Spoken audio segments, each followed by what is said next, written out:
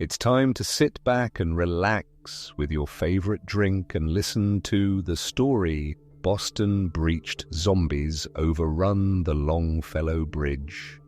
I didn't hear the first news report so much as feel it. A vibration of worry running through the terminal at Logan. I had just cleared security at Terminal B with a carry-on full of camera gear, 3 lenses, extra batteries, and a notebook fact with bus tickets and press credentials.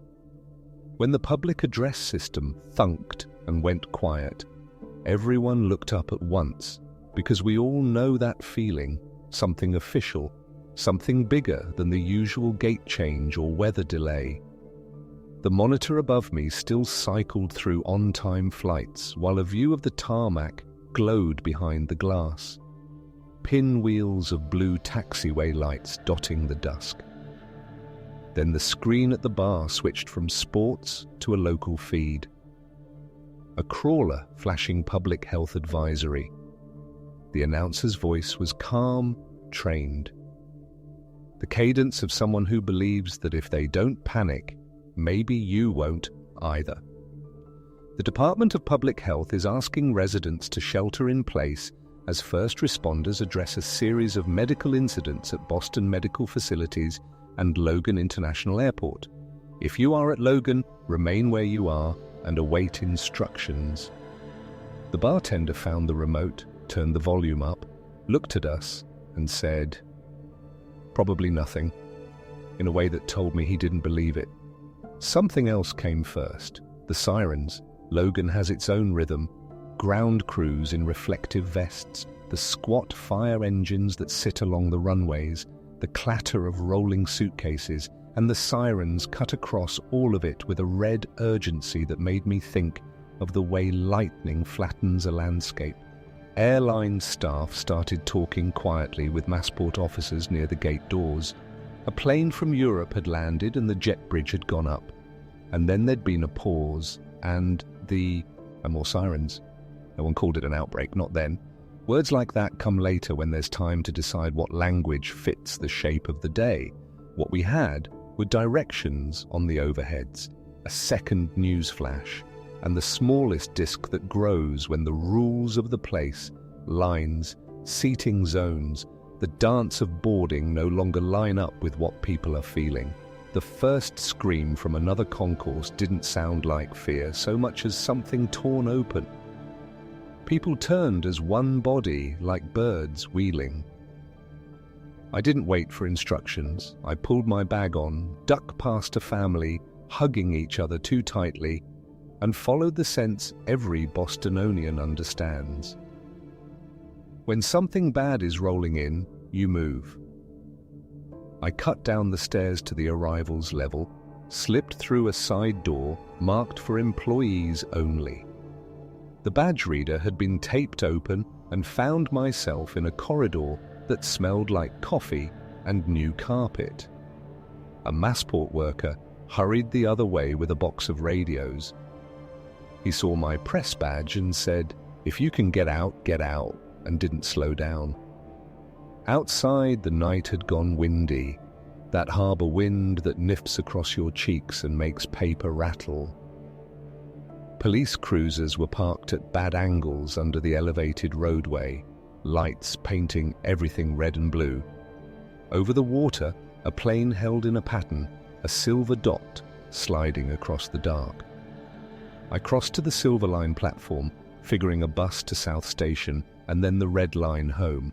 The platform was packed, people shifting from one foot to the other, checking phones. A woman with a stroller asked if I knew what was happening. I told her the truth. No, we stood there and listened to sirens. The emergency alert system interrupted everyone's phones at once. That bone-deep tone filling the air. The message was simple. Shelter in place, avoid travel, avoid the MBTA if possible, wait for further notice, a few PE. Opal obeyed right away and stepped away from the platform edge. More did not. When the SL1 bus finally arrived, it was already full. It still opened its doors to a crush that made me step back. I watched it pull away and made a decision that in retrospect saved me. I would not ride underground. I left the platform, crossed the sky bridge back toward the central parking garage, and followed the signs to the pedestrian route for the harbour walk. Outside, the wind tasted like salt and jet fuel. Sirens echoed into the steel. The city across the channel was a constellation of normal. The only break in the pattern was the hospital area, a cluster of bright, urgent strobes near Massachusetts General Hospital, like a storm caught in glass. I started walking. By the time I reached the MBTA Blue Line airport station, its glass shell humming beneath the tracks. Another alert chirped through the phones. The MBTA would continue limited service for evacuation. Crowding likely. The crowd here had already made up its mind. People were pressing into the station, voices tight, siblings clasping hands, a businessman trying to calm an elderly man who kept asking which train went to River. I kept moving west along the pedestrian path toward the Sumar Tunnel entrance and the airport rotary, then cut inland. I caught a ride near the rental car center with a pair of restaurant workers from East Boston who were driving toward Charlestown to check on family. The driver, a woman with steady hands, said, "Stay off the tunnels if something happens in there." And the rest of the sentence made itself. We took the long way, the Tobin Bridge. From its spine we saw the city proper, the back of the Zuck Bridge like a harp, the State House dome, a quiet gold hill. Beacon Hill's brick fading into night. I got out at City Square in Charlestown as they turned toward Bunker Hill. By then the radio was talking in a new vocabulary: containment areas, temporary closures, triage points. A broadcaster said the words unusual aggression. He said, "Do not approach anyone exhibiting uncontrolled behavior," he said, to avoid downtown. Beacon Hill is downtown's neighbor, and it never looked so uphill as it did that night. I skirted the Charles River on foot, keeping the black gleam of it to my left. At the base of the Longfellow Bridge, a state police cruiser blocked traffic headed into Cambridge. The trooper, a woman with a smooth, locked expression, stood with a bullhorn and told pedestrians to go back. Behind her, the red line stood motionless on the bridge, its cars like a centipede frozen mid-sea crawl. A few dozen people gathered in confusion. We heard "Carried on the Wind" from the Boston Common direction. A sound that was not quite a roar, not quite a crowd, but something like both. Fear has a rhythm. This was faster.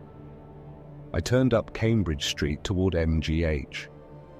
Outside the main entrance, hospital security maintained a taped walkway from the door to ambulances idling with back doors open. Staff moved like practice dancers, triage tags, quick checks, transfers. It would have been a thing of admiration if not for what came through the doors. I won't describe it beyond this. Some people moved with a speed and intention that didn't fit the situation, as if they were pulled down a track by a magnet. There were shouts to restrain, then shouts to retreat. In a window above us, someone slammed a blind down. Across the way at a bus stop, a man stood on a bench and yelled, "Run downtown is bad," over and over until his voice gave out. That's when I found my group, though found is not the right word. We collided. A firefighter in a black jacket with yellow reflective bars, Boston Fire Department, came out of the hospital with a woman in scrubs and a young guy in a puffy jacket. The firefighter was glass-eyed with the look of someone who hasn't had the luxury of fear yet because he's still working. He had a Halligan bar hooked through his belt and a radio clipped to his collar, and he said to me, not kindly, "You got family around here?" "No," I said, "I live on Joy Street." That was true, a small apartment halfway up Beacon Hill. "Press," I added. As if that meant anything now. Then you're coming with us, he said, like a foreman assigning a task he didn't want to reopen for debate. We're not staying out here while the tide's rising. The woman in scrubs met my eyes and said, I'm Maya, MGH, internal medicine. This is Liam. The younger guy raised a hand, shy even now. Mechanical engineering at BC. The name's Liam Park. His breath steamed. The firefighter was Shah. South Boston by accent. Ladder company by the patch on his sleeve. We took Cambridge Street together, working west. Above us, the top levels of the parking garage were lit bright as a stage, and silhouettes moved along the edge. Curious, or guarding, or both, we didn't linger. Past the garden, we turned onto Staniford, then snagged right and up through Bullfinch Triangle, weaving until the hill started. Beacon Hill is a labyrinth of one-way lanes, Federal-era brick, and cobblestone that makes ankles complain. Its density, so romantic on a weekend, now felt like a tactical reality. Narrow lanes, sight lines, choke points. Shah muttered the word defensible under his breath like a prayer. At the bottom of Joy Street, we heard the first true swell from the common.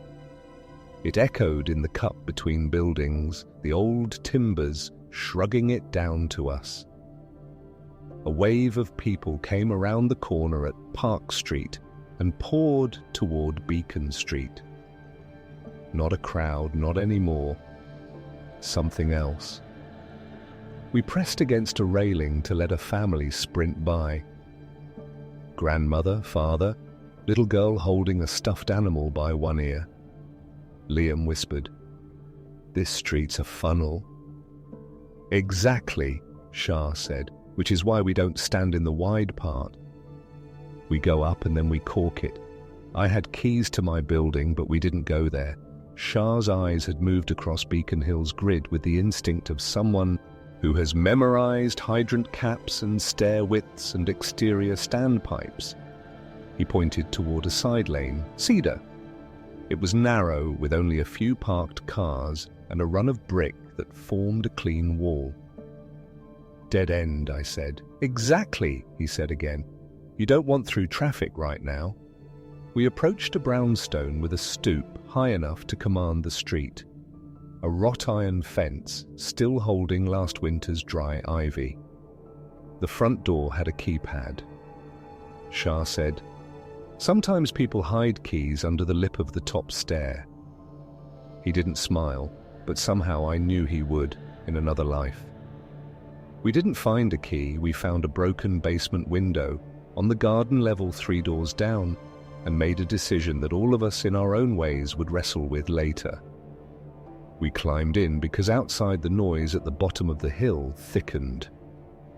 The air inside smelled like lemon cleaner and old carpet. We called into the apartment first loudly and waited and called again. No answer. "We'll leave a note," Maya said, which we did, written on a piece of my notebook paper and taped to the inside door with painter's tape from a drawer. "Emergency refuge. We will secure the building. If you return, call out before entering."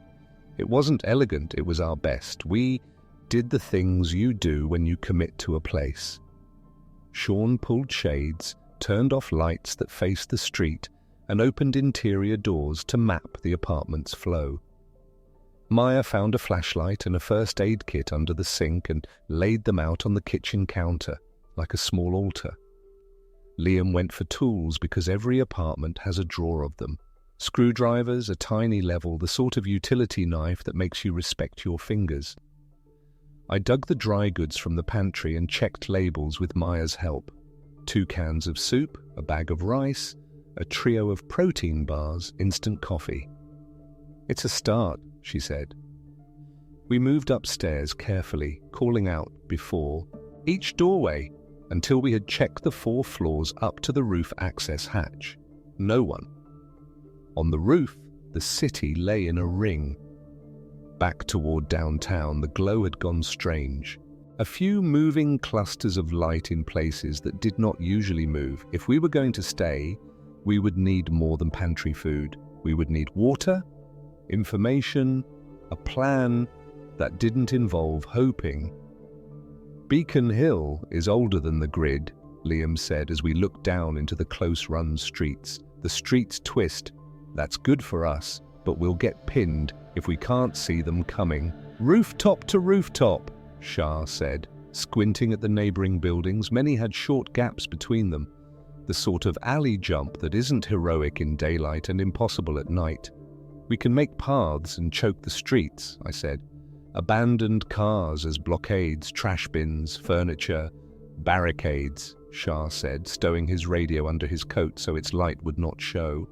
And watching posts, we'll need a rhythm. 2 up, 2 down. Trade-off, he looked at me. You shoot, right? Cameras, you have eyes. Use them. I can also carry, I said, and I have a decent arm. It sounded thin, bragging about an arm while the world changed its rules, but he nodded anyway. Mia's phone cracked out a hospital group text, a message coming through, delayed, ER diverting, contain if possible. Use masks and eye protection, avoid bites. We stood in a small silence after that. She tucked the phone away. We need medical supplies, she said softly.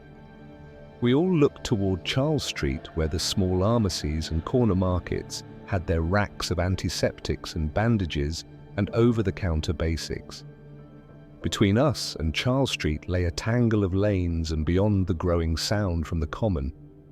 We moved fast because fast is safer when it's measured. First, we made home base. We wedged furniture behind the front and garden doors, a heavy console table, a bookcase whose books went into a neat stack for later. We found a set of spare keys on a hook labeled painter and used them to access the roof again without needing to unbolt. We rigged a rope from a coil of laundry line we found in a closet, fixating it through a vent and testing it with our weight. Liam, voice tight with adrenaline, suggested we mark a small chalk arrow near the roof hatch to guide us in the dark. He drew it himself, then stared at it like it might be a compass. Then we went for supplies. We moved as a unit down Cedar to the wider Pinckney Street, then down toward Charles. The street lamps threw soft cones like theatre lights. You could pass between them and feel unseen. At the end of Pinckney, we paused in the lee of a stoop and looked west. Charles Street is a spine, cafes, boutiques, a handful of pharmacies, a small grocery. Even now, with many gates already down, a few lights glowed behind papered windows. People hurried with bags. A man shouted something about a boat, and others shouldered past. Shah led us into the first pharmacy. The alarm chirped when he pried the latch with his Halligan. "We're not looting," he said, breath low. "We're requisitioning. We leave a note. We leave cash if we have it. We take what keeps people alive." It sounded like something his department chief had told him sometime in a different emergency.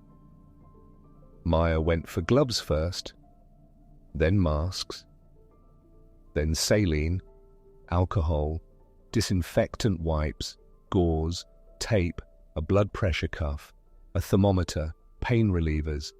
Antibiotics were behind the counter, and we didn't touch them because she shook her head and we listened. "We don't know allergies," she said. "We don't know interactions. The basics will carry us." I grabbed a pair of small two-way radios in blister packs near the registers, because sometimes the universe hides kindness in the bargain aisle. Liam found a flashlight that didn't feel like a toy and took the batteries too. At the register, Shah left the note, neatly written in black marker. "Emergency supplies taken during city emergency. We will return or compensate when AB Lee." He slid the contents of his wallet, cash, $34 under the marker. "It's symbolic," he said, and we understood the ritual. We needed to be more than the night. We were 2 blocks back toward the hill when the first of them reached the corner. There were 3, which I offer as reassurance. Sometimes crises come in manageable numbers first, the universe giving you a small test before the real one. They moved with a wrongness that had nothing to do with limping or injury. It was as if the space between them and us didn't have air in it. They didn't see us at once. Their heads swept, and then one fixed, and the other two pivoted, as if someone had tugged the string. Back, Shah said, not loud, and our feet obeyed. We didn't run. We slid back into shadow, cutting a diagonal toward a narrow alley that ducked between brick. We went up it sideways, our shoulders brushing mortar, and emerged into a back courtyard that smelled like wet earth and boxwood. A black iron gate faced us locked. Liam looked at the hinges like he could reason with them. Shah didn't. He wedged the Halligan's fork and levered once. The bolt snapped and we went through, then pushed the gate back until it almost latched, as if we were the kind of people who closed things behind us, which we were. We heard the trio at the mouth of the alley, feet scuffing stone in an arrhythmic beat. They pressed against the shadows, and for a second, one face appeared in a sliver of light. The skin around the eyes was too tight. The eyes themselves were too intent, like a cat about to spring. I could say more, but we agreed later not to say more when we didn't have to. The gate held, they tested it, then recoiled when a motion light popped on above the door behind them. The shock of illumination confused them for a precious few seconds, and we used those seconds to climb over a small retaining wall, cut into another alley, and then up Joy Street in a crouch that was almost a prayer. We made it back. We learned the rule: you move when the moment is yours, and you don't gift it to them. That first night we took shifts, 2 on the roof, 2 inside by the front door, where we could hear the street without being seen through the glass.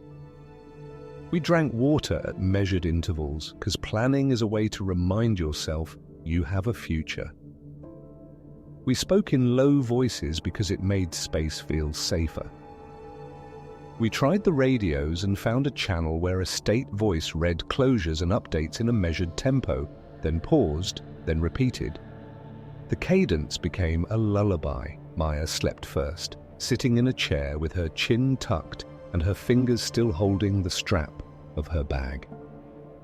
Liam sat on the roof with me, eyes shining and wide. "I keep thinking about the bridges," he said. "If they close them, Cambridge goes away. So does Charlestown. So does everything north." "They won't blow the bridges," I said, and immediately knew I had overpromised. Not all of them. "They'll do what they have to," he said. He said it like a line from a class. The way engineers talk about load limits and safety margins. "I want to go to the common," he added, then raised a hand as if warding off my argument. "Not now. Eventually, if families are trapped near the hill and we have a way to pull them up and through, we make a path." I finished.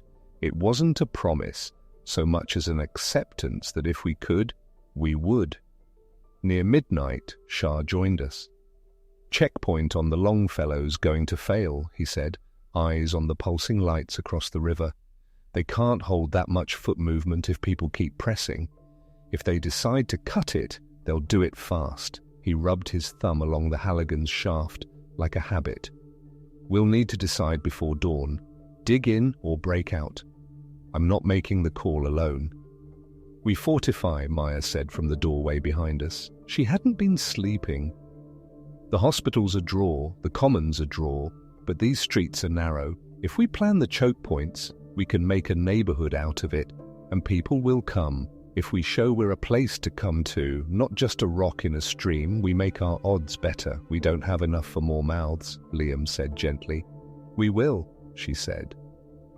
And because she said it like a doctor who's seen ugly days become ordinary ones, we felt it could be true. So in the morning, the sky the soft grey of old maps, we became a unit with roles. Shah showed us how to build barricades that looked like trash, but acted like walls. We didn't create elaborate constructions. We dragged a small pickup sideways at the pinch point of cedar, its front wheels kissing the curb so tightly it would have taken a toe to shift it. We tipped 2 of the big rolling trash carts onto their sides to make a wedge. We pulled a planter, a concrete circle with a dead sapling, into the space between. We left gaps a person could thread, but not at speed.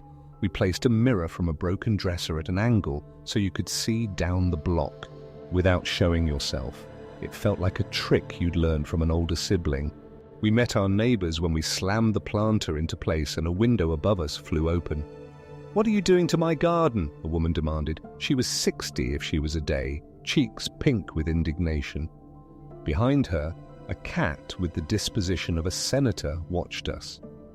"Ma'am," Shah said in a voice that could talk nonsense out of a smoke-filled room, "we're putting your garden to work for the neighborhood. We'll put it back when this is over." "When what is over?" she asked, and then let us inside for tea, because some Boston habits run deeper than fear. Her name was Elela Nena. She had lived on the hill since long before the internet had opinions about it. Within 10 minutes we had her on our side, and within 15 she had produced a roll of duct tape, a real toolbox, and a small battery radio that caught the one frequency that mattered. Through the morning and into afternoon, we made a perimeter around a square of the hill. Cedar, Cedar Lane Way, West Cedar, Pinckney. We didn't close it, others lived here, and we weren't the sheriff of anything, but we suggested. We placed movable barricades and attached notes that explained how and why. Temporary barrier for safety, move only in daylight, return to position, call out before pushing through. We met people, a graduate student who'd been alone too long and nearly cried when we asked his name, a retired MBTA conductor who knew schedule logic and thus understood the rhythm of crowds in his bones, a couple who owned a tiny cafe near Charles, who brought us coffee that made us forget we had slept in our shoes. People want to organize, they want to feel the edges of their world. Our job became giving them edges. We set up lookouts on the roofs.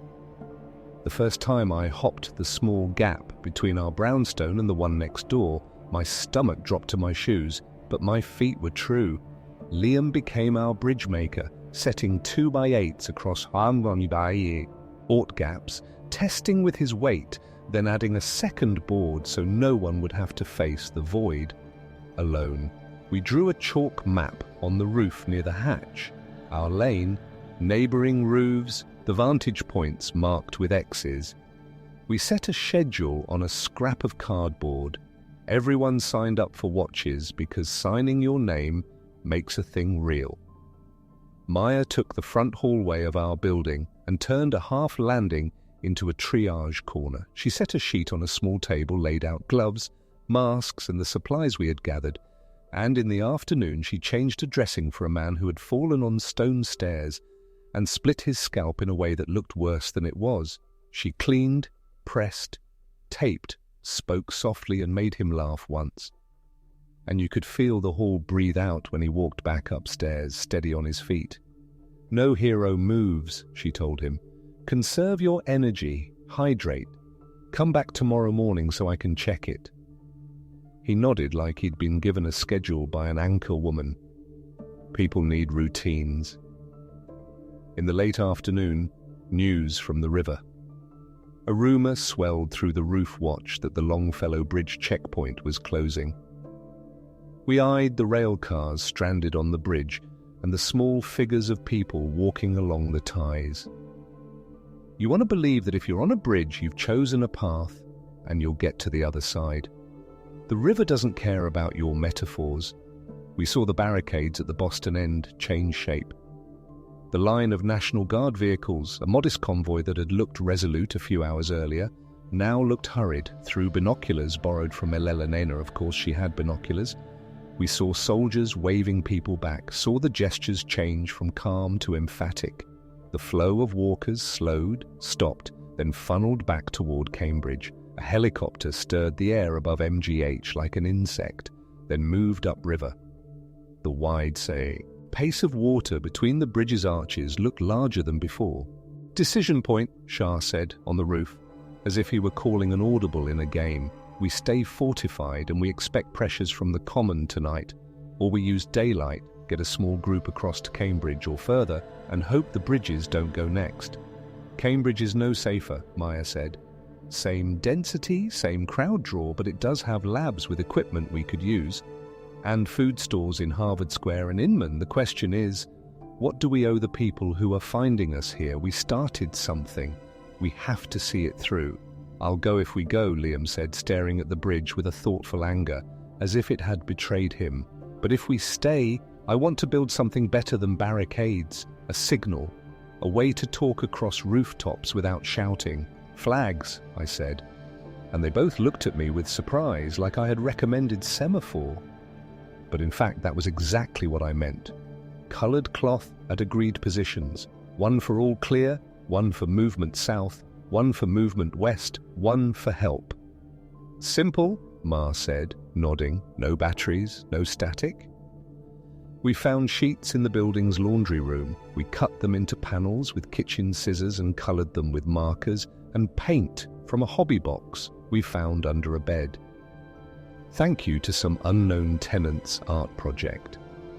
By dusk, 5 rooftops on our square had the same 4 signals stacked on a brick by their hatch. We talked it through with the neighbours who had become fellow crew. Blue for clear, red for heavy movement, yellow for caution, white for help.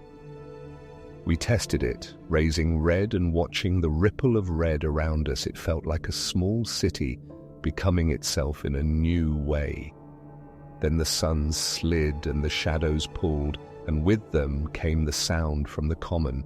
It started ragged like trash blown against a fence, and grew into something organized by numbers alone, not drums, not chanting, the sound of feet when feet stopped being individuals. We saw the ripple first on the south edge of the hill, down toward West Street.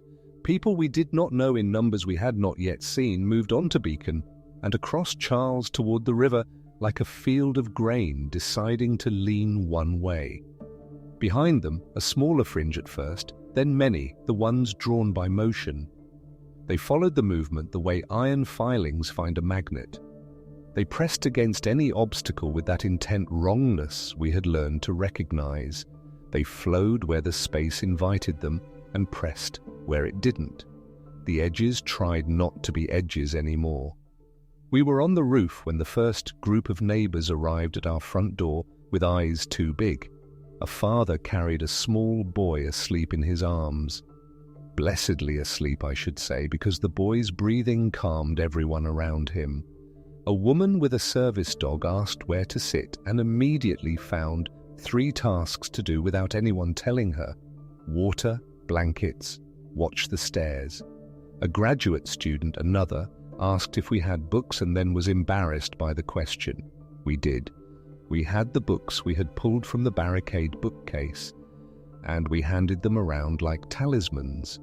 People read with the concentration of prayer, and every so often you'd catch a line of poetry spoken aloud under a breath. Around 9, a call from the roof. Pinckney, we slid out with our gear. Gear in our case was simple. We had nothing fancy, nothing we would later be ashamed to have used. Shah had his Halligan and a length of rope. Liam had a solid flashlight and a crowbar. Maya had the medical bag. Hand, because she'd taken every safety class the hospital had offered, eye protection and gloves.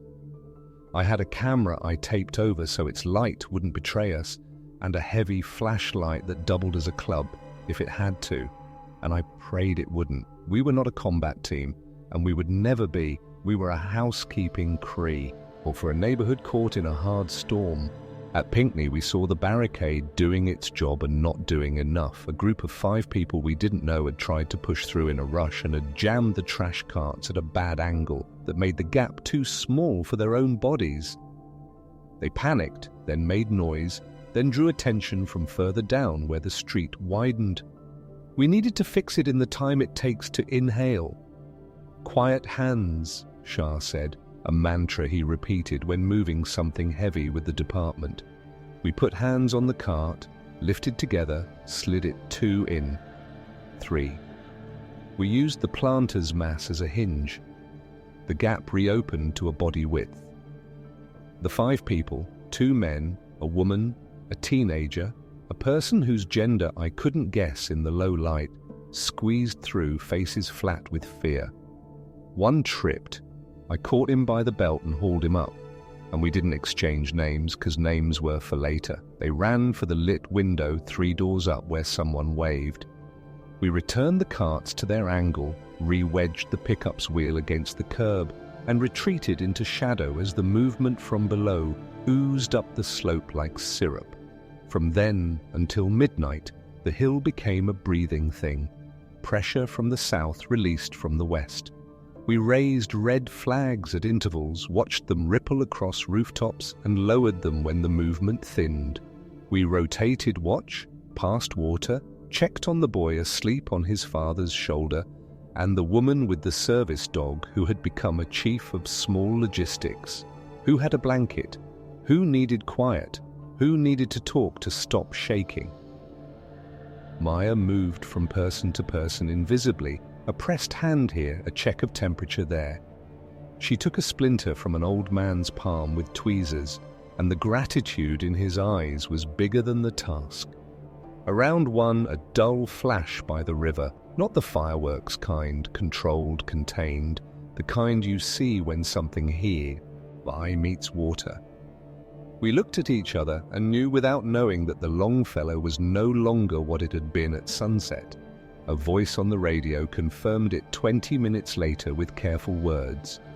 The westbound pedestrian route is closed. All movement into Boston from Cambridge is suspended. Across the water, the river took on the businesslike look of a night shift. Small boats, bright decks, moving with purpose. We weren't going to Cambridge. Cambridge had effectively been pushed further away. The map of the city had changed, and with it, our thinking. Morning came, like it always does, grey, then lighter. People in our makeshift common room looked at each other with the shy surprise of those who have shared a sleepover without plan and woken up not dead. That is not a dramatic way to put it. The first victory of any day in a disaster is the fact that there is a day. We kept the rhythm, watch, water, small chores, breakfast that tasted better than it deserved because someone had found peanut butter and someone else had coffee, and we had made something like toast with a pan and patience. We sent small pairs, always pairs, out in daylight to collect what the immediate houses could contribute with permission. Batteries, candles, a can opener, a tarp, a coil of rope. We set up a rain collector on the roof with the tarp and a clean bin. Because the sky was heavy and because water is the lesson any city learns early in any emergency, we made a charging station near Elenina's radio, an octopus of cords when power winked back on in our block for an hour. We did not ask why that hour came to us. We used it, then said thank you to no one in particular. That afternoon, we made a decision that changed the size of our world. At the north edge of the common, near the corner of Beacon and Park, a townhouse had been smoking all night. Not flaming, smoking. The slow, angry exhalate. Iron of a building that has been hurt and will not let you ignore it. The smoke had thickened in the morning air. We could not let it cook all day. The draw would be too strong, the sightline too obvious, and somewhere inside, two yet-to-be-seen outcomes balanced on a beam. Either there were people or there weren't. We made a plan to find out. "You don't go towards smoke," Elena said, which was the distilled wisdom of 60 winters of headlines. "I know," Shah said softly, and his voice carried enough of his life's nights to convince her. "But sometimes you go, because if you don't, the smoke picks its own time to become flame." We turned the plan over like a stone until each side made sense. Two would go, Shah and me, because of the tools we had and the way we moved together. Maya would stage at the midpoint with a kit as close as safety allowed. Liam would run the rooftop line, eyes on us, signals ready. Two reds raised together would mean we needed tourists to get off their roof and stay off the street. Two whites would mean help. Blue was the wish, all clear. We told everyone where we'd be. We said when we would be back. Accountability is love when love looks like logistics. We didn't carry anything we didn't want to lose. No sentimental bits, no artifacts, just the basics: gloves, eye protection, makeshift masks, a small pry bar, Shah's Halligan, a modest fire extinguisher we'd found under a neighbor's sink, and a coil of rope across my chest like a bandolier. We moved through side streets we had made our own by memorizing their quirks. The broken cobble near the lamppost, the shallow step by the iron fence. The further south we went, the more the world changed back into the one we had left last night. Paper knocked down by wind. A bike lying on its side near the curb, a storefront whose sign creaked more loudly than it should. At the corner of Beacon and Park, we saw it. Smoke the color of dirt lifting from the cracks around a townhouse's second-floor balcony. A small flame spat once at the edge of a broken shut. Ter then thought better of it. The front door was closed, the brass polished by a lifetime of someone who cared. We didn't knock. We called out through the door and waited. We called again. Then Shah wedged the Halligan's adze into the gap and leaned. Old wood resists with affection. It wants to stay what it was. We apologized to it, then opened it because doing nothing would have been worse. The hallway inside was clear, lined with frame photographs of children in snow. A wedding, a dog with a sock in its mouth. We called out again, announced ourselves, and listened. Houses speak. This one spoke of the small creaks that mean heat in the walls. We went to the stairs and up one flight and paused. Shah went first, past the riser where the smoke thickened. I stayed at his shoulder, a hand on the rope clipped to his belt. Because teams are built on stupid, simple things like that. In the front bedroom, a window had broken out and the wind off the common pushed the curtain like a throat. Papers blew against the bed. On the nightstand, a phone still buzzed with missed calls. I saw the name Mum and had to look away because the limit of what we could do had a sharp edge. Smoke worried at the door to the back hallway. We checked the closet, quickly, empty. Then room by room we moved to the back. Kitchen, pantry, a small office. In the office, a man. He lay on the floor in the position of someone who had sat at his desk until sitting had become not sitting. He was pale and still breathing. Across one cheek, a mark the color of wine bloomed like a map. We did not need the details of how or why. We needed to get him out without drawing the attention of the street and without inviting the house to finish its sulk with a flame. "On 3, Shah said, and we rolled him onto a rug that looked sturdy. He was taller than both of us and the kind of man whose life had not involved being carried. We pulled, careful to keep his head off the floor by cushioning it with the edge of the rug. Down the hallway we went, the smoke testing our eyes, the boards whispering, down the stairs where we paused and listened and heard nothing but the house and our hearts. Out the front door to the stoop where Maya waited 2 houses away, tucked behind a garden wall. She saw us, saw the man, and moved like a line, snapping taut. We brought him to the garden wall where she checked breathing, pulse, pupils, the steps of an exam that makes sense, even when the building across the street chooses that moment to cough flame up through its own throat. From the back of the townhouse, a window hiccuped glass, and the smoke changed from dirt brown to the tan of something finding more fuel than it wants. The street, which had been active but not yet drawn, finally noticed. Figures moved toward the motion, the wrong motion. Shah swore, once softly, the kind of word the city has in its bones, and we went to work. "Go," Maya said, "I have him. We'll go up the back stairs through the garden. You make the street too complicated to rush."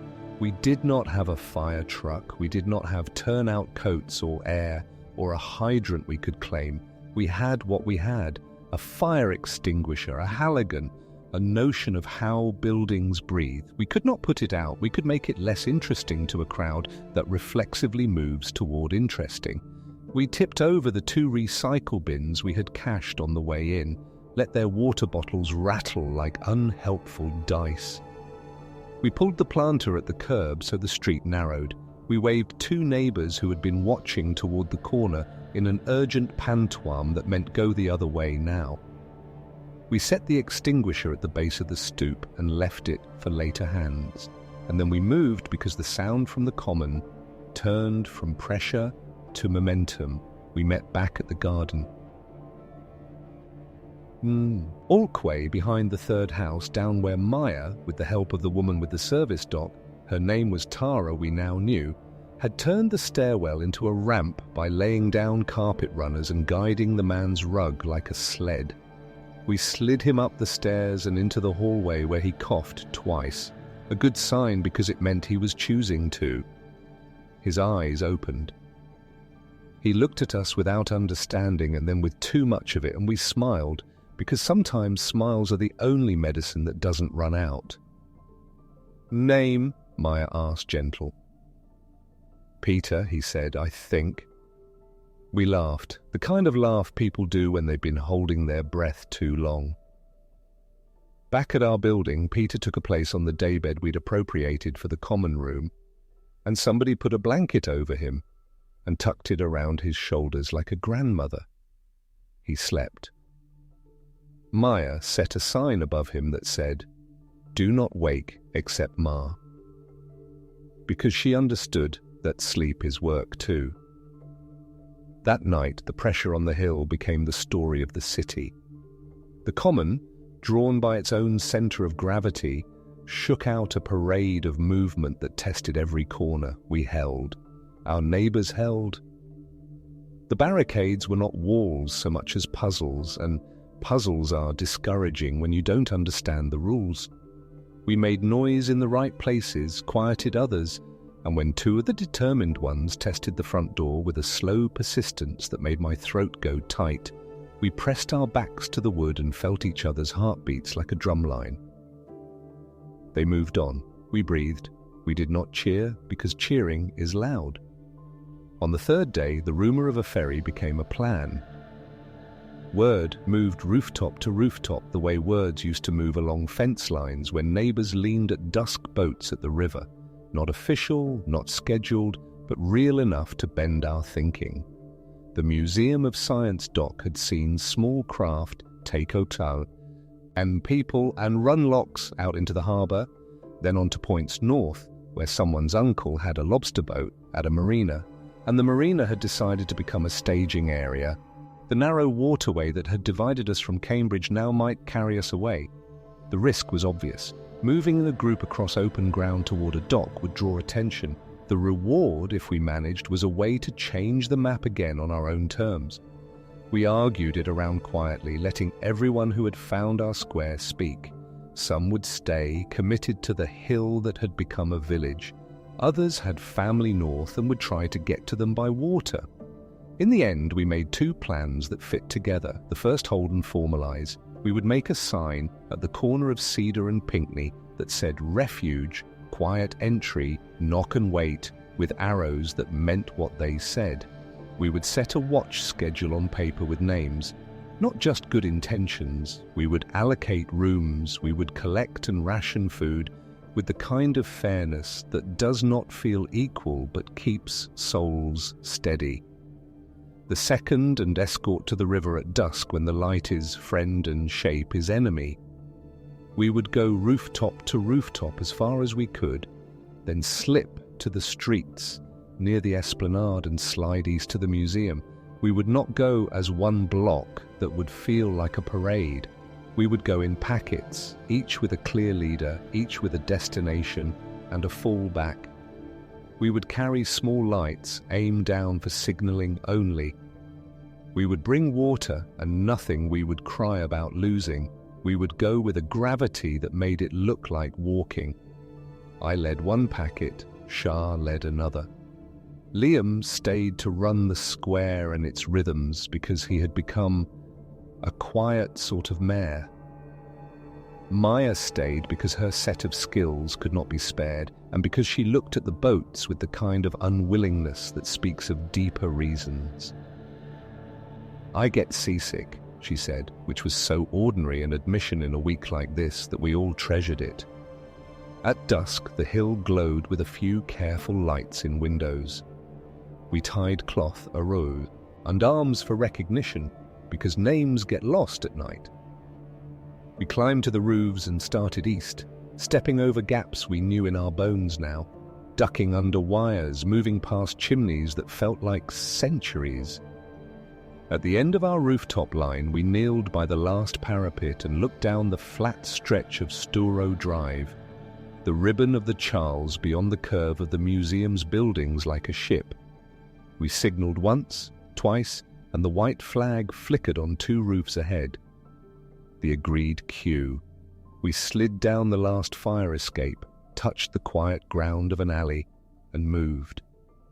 We were 15, including a woman with a crutch whose face went pale, but whose chin did not tremble, and a kid with a backpack the size of his torso, who whispered the names of planets as we walked, as if the solar system wanted to walk with us. Storo was emptier than it should have been, the perpetual line of cars replaced by a few abandoned vehicles whose doors stood open, their interiors a portrait of quick departures.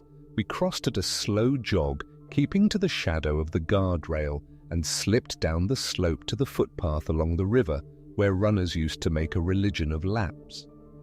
The museum rose to our right, a rectangle of science, now a harbour of another kind.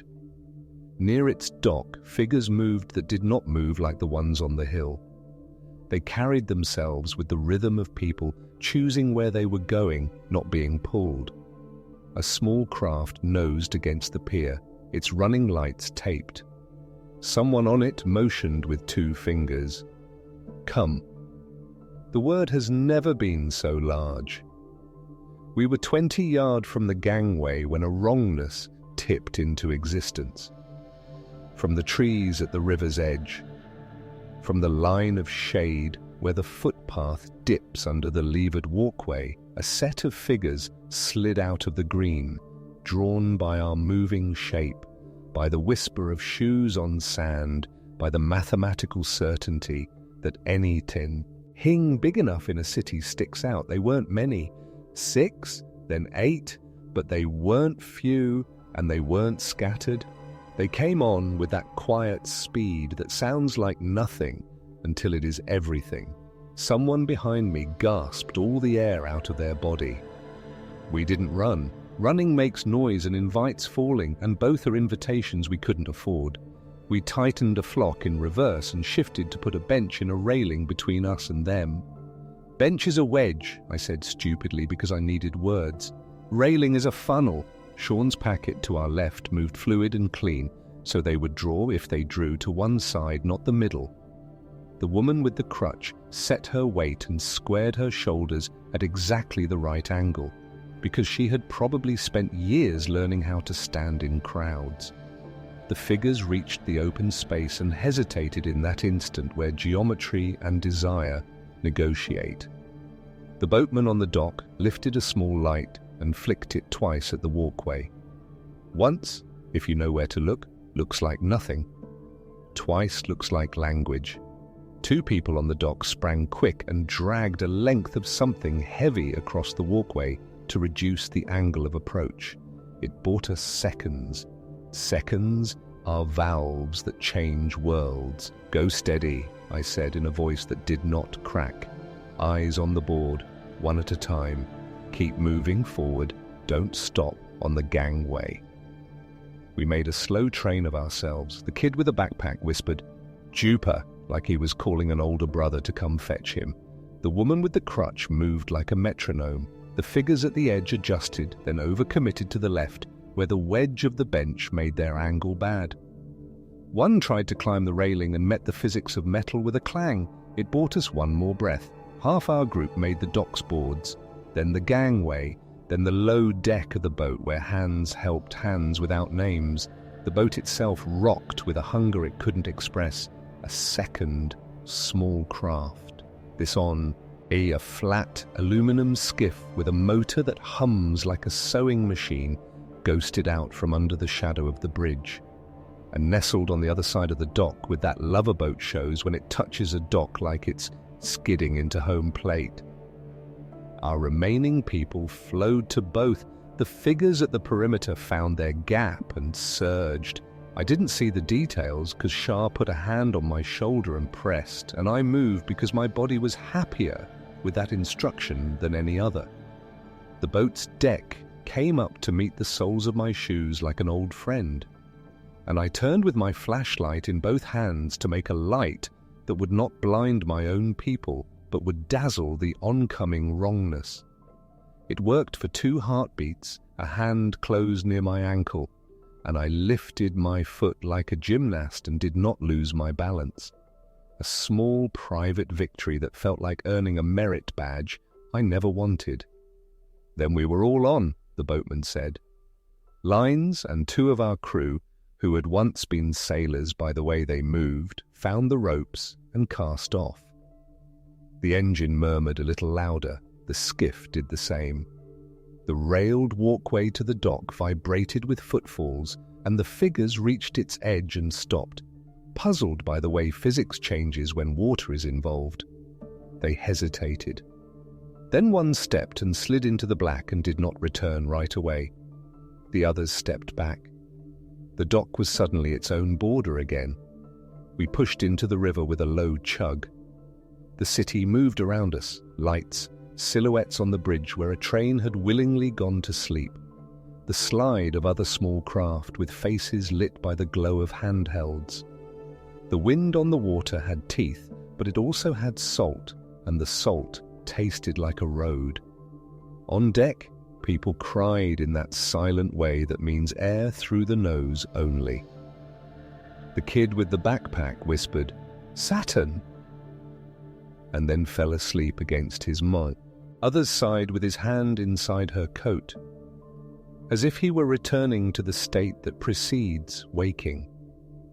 The woman with the crutch lay back and exhaled into the sky. Tara's service dog laid its head on her knee and blinked tiredly as if it had done more than its share and would accept payment in the currency of sleep. I looked back at the hill as it lifted behind us, roof lines pricking at the night. On one rooftop, a square of white fluttered, not an alert, a wave. On another red, then blue, a coded rhythm that meant pressure, then calm. I felt the gravity of 2 places at once. The pull of the boat and the tug of the square we had made into something like a neighborhood. That's the secret, I think, of any city in a hard season.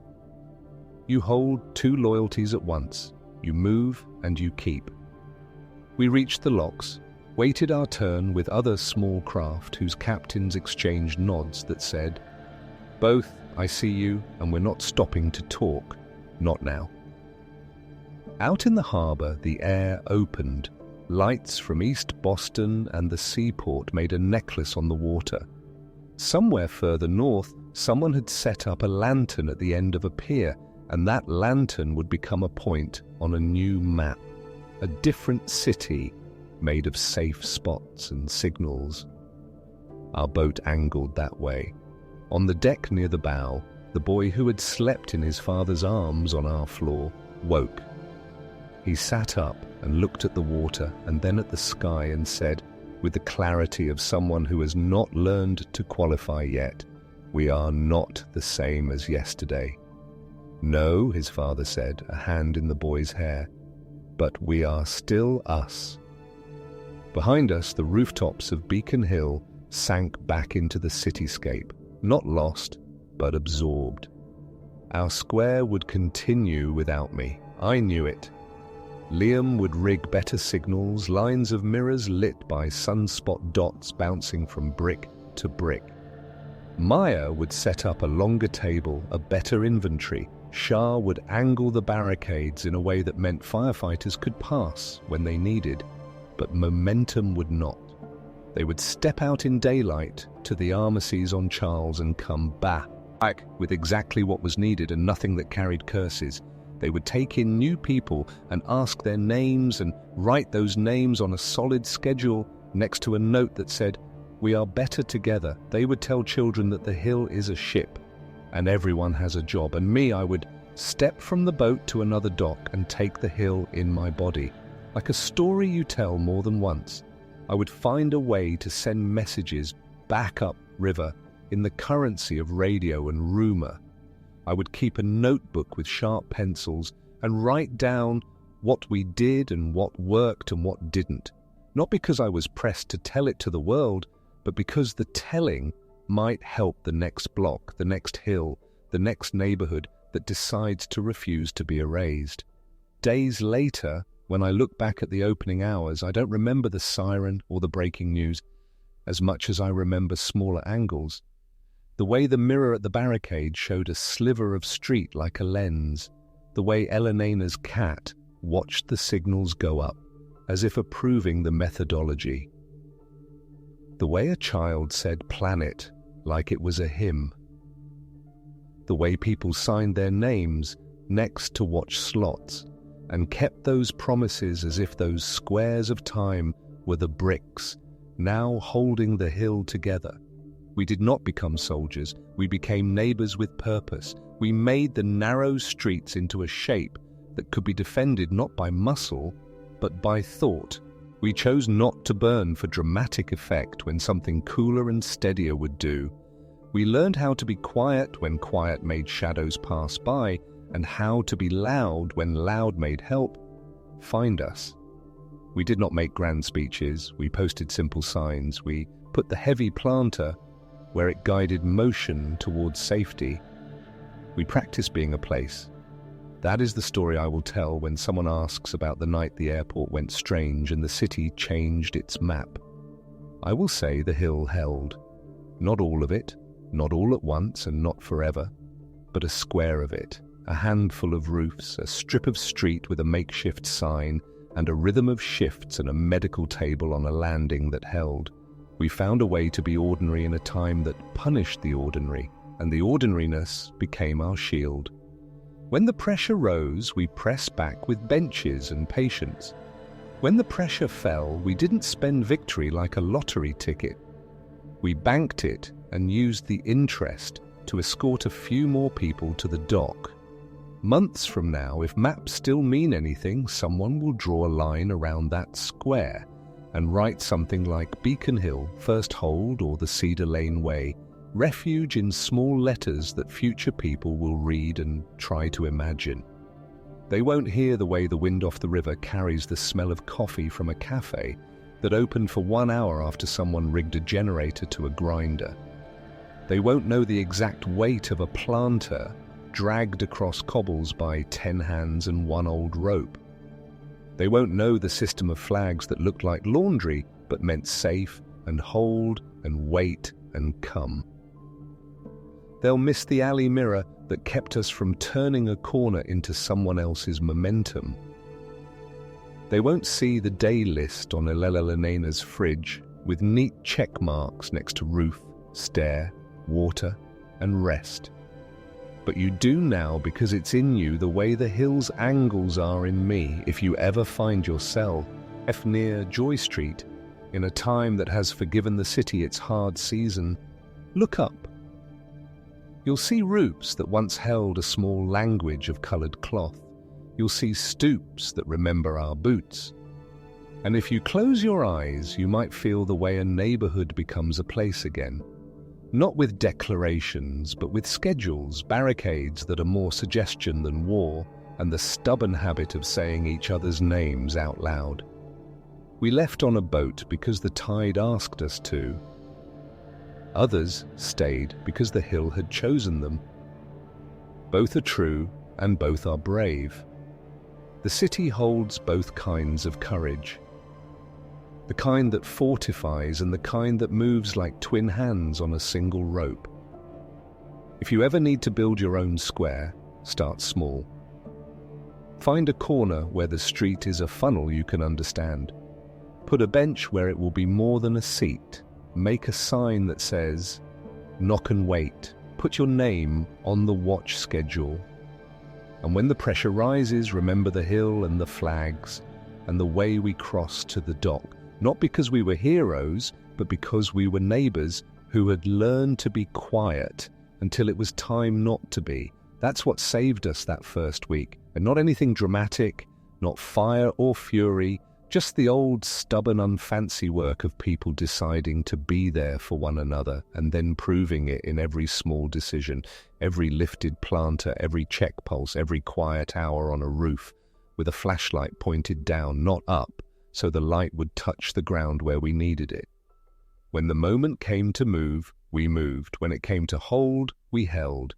And in a season when the city's map buckled and remade itself on the fly, a square of Beacon Hill wrote its own legend in clean, careful letters anyone could read.